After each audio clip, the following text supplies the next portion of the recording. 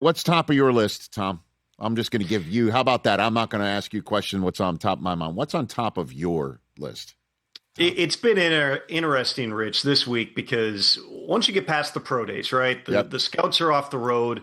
The coaches are diving into the tape more. Yep. People are getting closer to having their final evaluations. A lot of teams haven't had their medical meetings yet. They haven't, done those final things, set the board with character and that. But you got a pretty thorough evaluation of the players. And so talking to a broad swath of coaches and scouts and executives throughout the course of this week, a few things jump out, big picture, 13 days out from the NFL draft. Number one, there are fewer blue chip players in this draft than I can remember.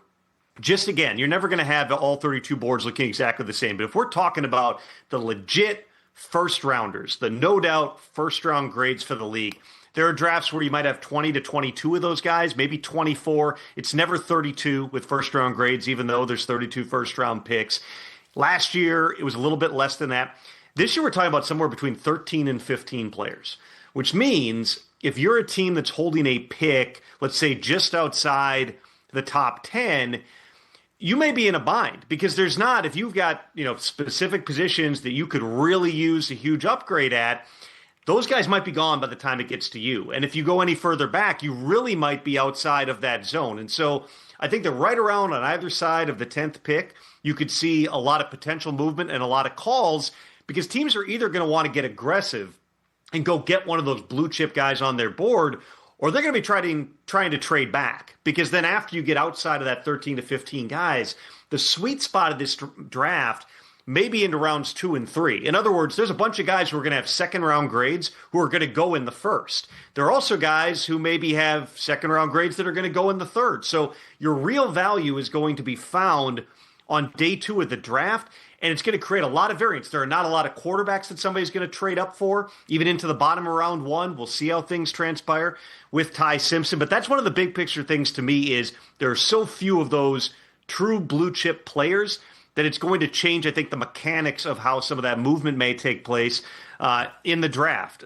Certainly, if we're talking about how things fall in the top 10, everybody's watching the Jets. I think that if you took a straw poll, and I kind of have around people in the league, they think David Bailey from Texas Tech would be the pick, but nobody knows for sure. There's half the Ohio State defense from last year that's going to be in the green room for the draft, so you could certainly make a case for an Arvell Reese. You could talk yourself into Sonny Styles, even though that's really rich for a true linebacker. Caleb Downs is one of the top players in the draft. He's a surefire safety that's going to go high in this draft, but do you take one at 2? There's a lot of different questions when it comes to that.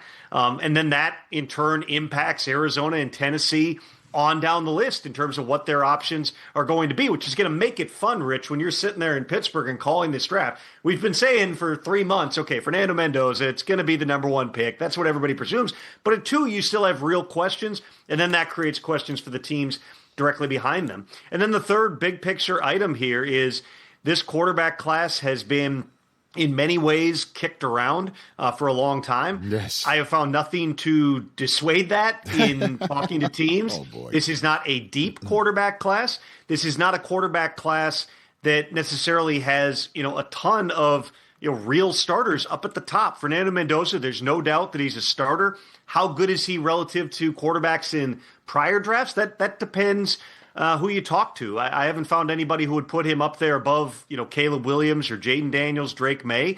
But certainly there's people who are going to make arguments in terms of how good he is. He's a legit starting quarterback prospect.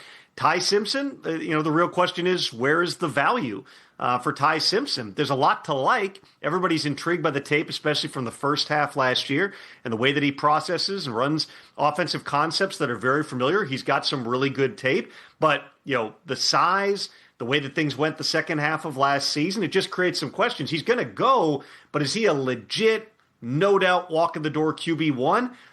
That is going to vary between teams. And then, the real interesting part in terms of the quarterbacks, Rich, to me, is that next group of 3 guys who are in different orders on everybody's board, but they all played big-time college football, had really good moments, at various points were all regarded as first-round picks between Carson Beck and Garrett Nussmeier and Drew Aller.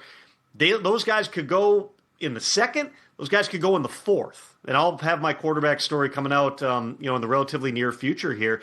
But there's, real questions. They've all got developmental upside. They all had their struggles, especially this past season. Where exactly, not so much Beck, but the other two, where do those guys go is going to be a big storyline because these are huge names in college football. And right now, there's not people in the league going, okay, that guy's going to walk in and he may be my starter in year one. Hey, you made it all the way to the end. Thanks for that. Check us out every single day streaming live on Disney Plus and the ESPN app 12 to 3 Eastern.